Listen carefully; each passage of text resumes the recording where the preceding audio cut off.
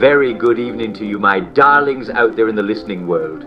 Whether you're polishing a rifle, escaping artillery fire, or assembling your gear in a town hall, your Uncle Cal is with you. What a luminous day we're having again to cheer the life at the front line for Callahan. The sky is brimming with polite explosions, and the air smells wonderfully of courage and slightly over-toasted bread from yesterday. I do hope you've all taken your vitamins and given your searchlights a good polish.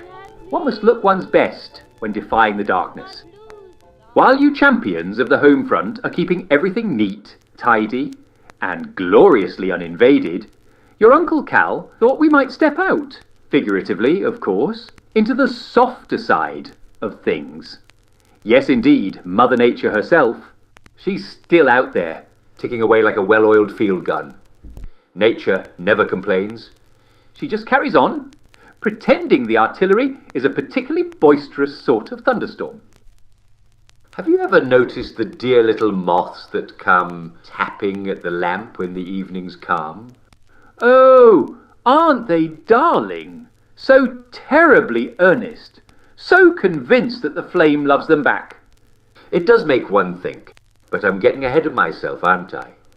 Let's dim the room, pour a sensible cup of something warm, and have a proper look at our fluttery friend, and what he might teach us about the difference between light that guides and light that burns. The moth is a humble cousin of the butterfly, less colourful perhaps, but ever so determined. You'll find them in every attic, trench and barracks corridor, quietly minding their business until someone lights a candle. And then, oh, how the drama begins. That in the forests of Siva, one may see him drift among the birches, guided not by the wind, but by geometry. Scientists tell us that moths navigate by the angle of the moon. He keeps a constant angle to the far-off light of the heavens, and by that trick he flies straight. But when a nearer, brighter flame appears, well, he mistakes it for the moon itself. He circles it, adoringly, lovingly, until fizz. Round and round he goes, an acolyte of misunderstanding. The air smells of burning sugar. His wings crumble like ash paper. And still he worships. One could almost applaud the devotion if the devotion were not so terminal. I can't help noticing that our fluttering friend resembles a certain two-legged species across the border. Do you have an idea who that might be? Is it your naggy neighbour in your hometown? Is it the tax officer asking for your attention? No, of course it is the Colonial. The Colonial is a larger moth with better boots. He too believes in light, not the gentle silver of truth, but the gaudy bonfire of misleaded ideology. He spies our towns gleaming across the valley, workshops bright, streets alive with the honest glow of labour, and thinks, by heavens, that light must be mine.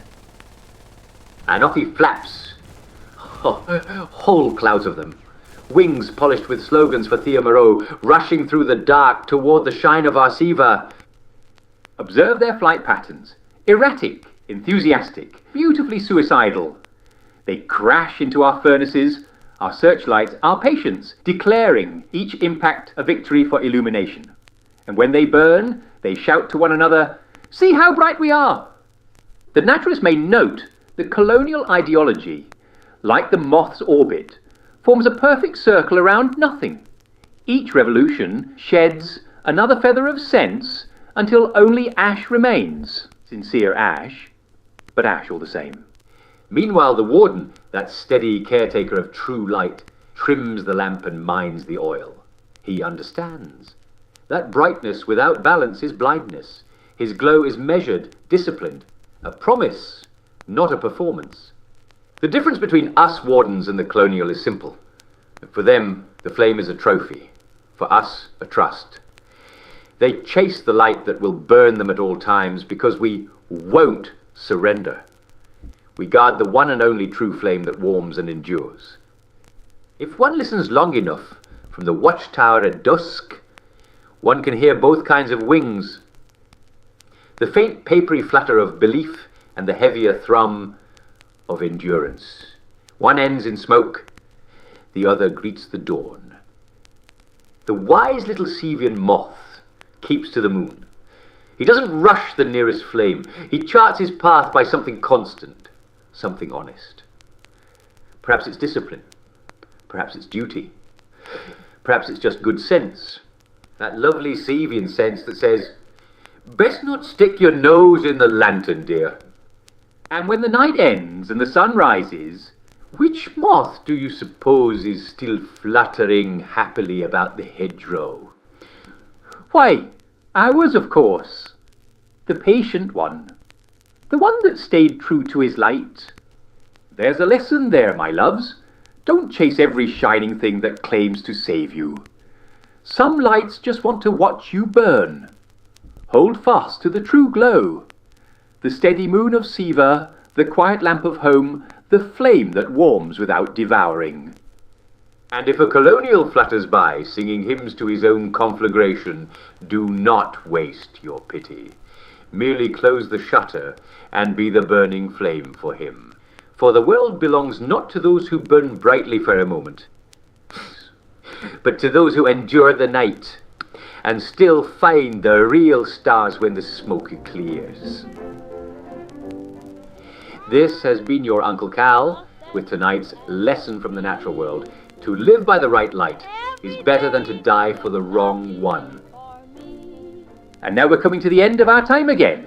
Keep fighting for the flame, but do please refrain from setting anything important alight. We'd rather spread the light than lose the wallpaper. We fight for the same flame, whether in the back line, on logistic runs, or in the trenches. Until we meet again, stay brave, stay cheerful, and as always, for Siva and Callahan, forever. Sincerely yours, your Uncle Cal. All the day long. Never saw the sun shining so bright. Never saw things going